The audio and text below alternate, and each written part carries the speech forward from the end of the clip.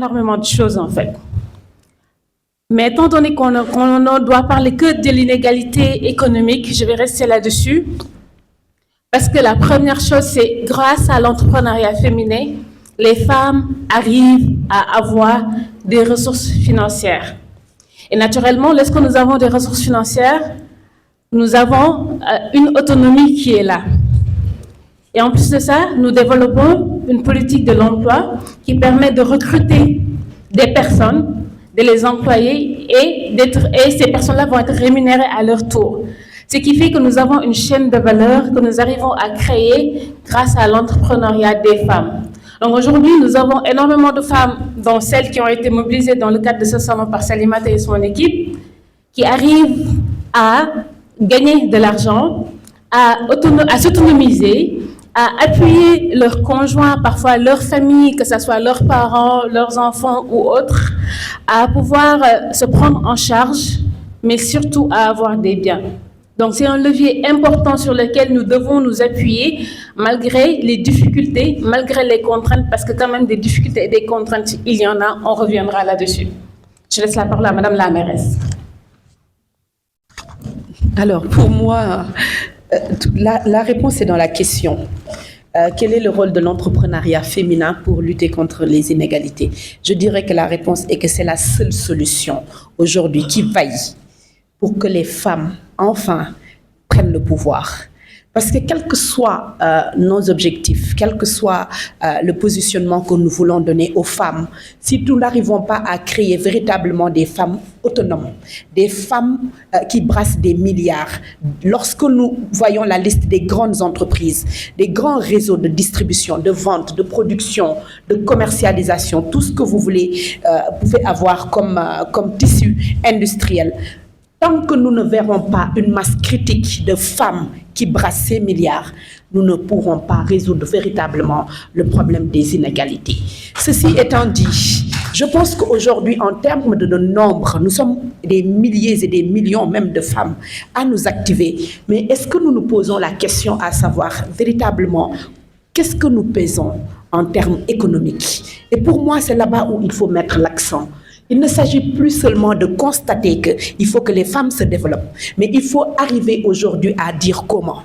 Comment pouvons-nous aujourd'hui arriver à faire de la force que ces femmes dégagent quelque chose qui leur apporte? C'est là, dans ce sens, que nous pourrons parler véritablement d'efficacité et d'efficience par rapport à la quantité de travail, par rapport à la charge de travail et par rapport à la rentabilité de cette charge de travail. Aujourd'hui, on a des femmes qui se lèvent 7 heures pour aller vendre du poisson, pour aller vendre tout et n'importe quoi. Mais à la fin des courses, ce sont les hommes qui sont devant, ce sont les hommes qui détiennent l'argent, ce sont les hommes qui comptent des milliards. Et nous, on est là en train de prendre des miettes.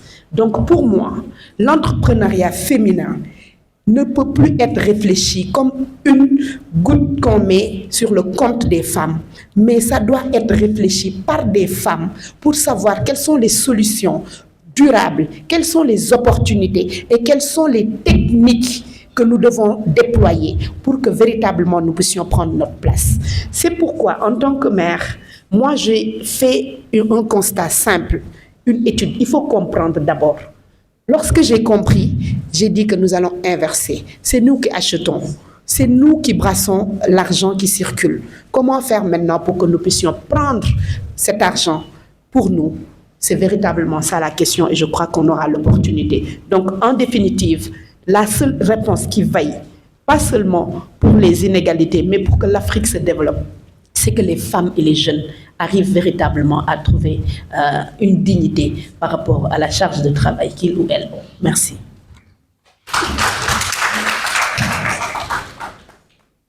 Bon. C'est toujours difficile de parler après Madame la mairesse, hein?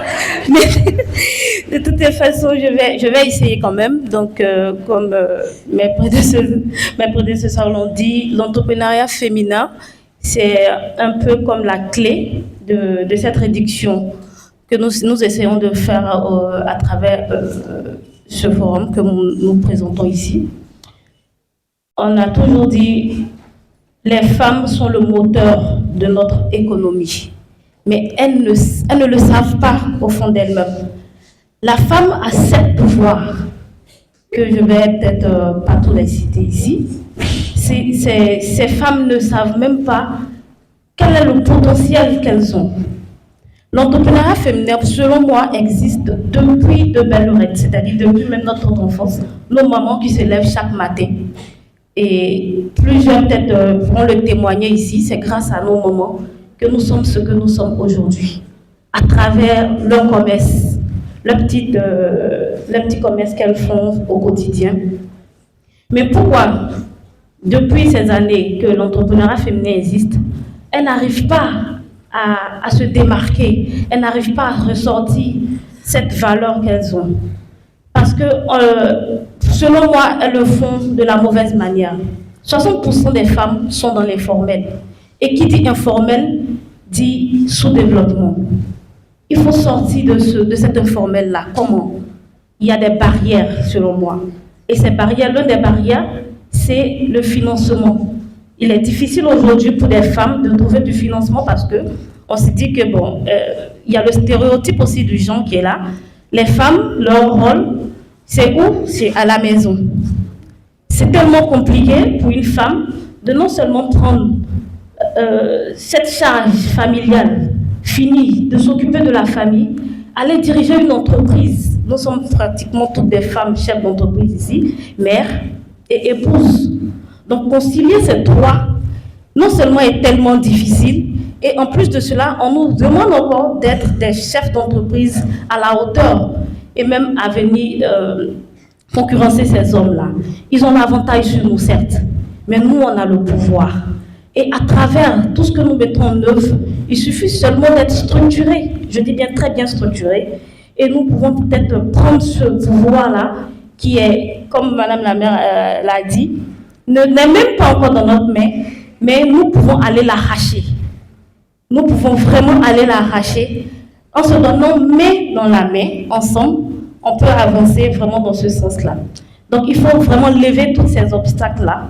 Moi, par exemple, à travers le gala des PME, je récompense la meilleure PME féminine. Pourquoi? Pour dire à ces femmes PME qui sont dans notre localité, pour dire oui, elles sont dans l'informel, certes, mais elles peuvent aujourd'hui décider d'être ces modèles de chefs qu'on voit aujourd'hui.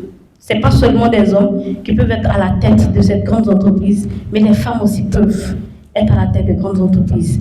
Et pour cela, franchement, il faudrait qu'elles prennent connaissance qu'elles ont le pouvoir et elles ont la capacité d'y arriver. Je vous remercie. Alors, je pense qu'on est tous d'accord qu'ici pour dire que voilà, l'entrepreneuriat féminin, c'est vraiment une puissance de transformation. Mais il est aujourd'hui un petit peu, enfin, qui n'est pas exploité à sa juste valeur. L'idée, comme Madame la mairesse a dit, c'est comment. Donc, moi, mon avis, c'est-à-dire que je vais parler un petit peu sur la base d'un petit peu plus que 10 ans dans l'accompagnement à un cas de femmes entrepreneurs. Je pense que c'est un levier qui agit en 3 étages, en fait. D'abord, le local, et puis le sociétal et l'environnemental, ensuite l'économique. Donc, sur le local, moi je dirais, on peut dire que tout type d'entrepreneuriat, qui soit initié par un homme ou par une femme, il réduit les inégalités économiques et c'est la vocation même d'entreprendre. Mais alors, où est la spécificité quand c'est entrepris par une femme? Les femmes, de mon constat et de ce que j'ai vu dans le terrain que je connais, elles ont un très fort ancrage local. C'est-à-dire, elles tissent et renforcent un microcosme autour d'elles. Elles ne se concentrent pas que sur leur entreprise, mais elles essaient réellement ce qu'on appelle d'être un levier ou un moteur pour des externalités positives autour d'elles. L'appartenance à la communauté, l'appartenance à la région, et ceci est d'autant vrai que quand elle appartient à une région défavorisée, quand elle est dans un milieu rural. Là, j'ai l'exemple d'une entrepreneure en Tunisie qui fait de l'huile d'olive et qui est vraiment c'est vraiment dans le milieu rural. Et ce qu'elle a fait, donc, elle a essayé de faire participer, d'aller convaincre une vingtaine de femmes qui travaillent chez elles, de les inciter et de voir avec elles chacune quel est son domaine d'expertise, c'est-à-dire une qui fait le pain, autre qui fait des céréales qu'on mange le matin, et elle a créé une route astronomique et qui lie deux villes. Donc aujourd'hui, c'est un circuit qu'elle propose et elle a été voir de la coopération allemande, elle s'est fait appuyer et aujourd'hui, il y a un revenu pour 20 familles qu'elle a créé autour d'elle et ces revenus, parce que là, quand le touriste il va venir et il va participer à cette route culinaire ou route gastronomique, il va finir chez elle et acheter de chez elle. Donc, ce n'est pas que du bénévolat ou ce n'est pas que un petit peu de l'altruisme. Il y a aussi des retombées qu'un business. Et c'est là la force de la femme. C'est qu'elle donne, elle sait donner pour recevoir. Voilà, merci.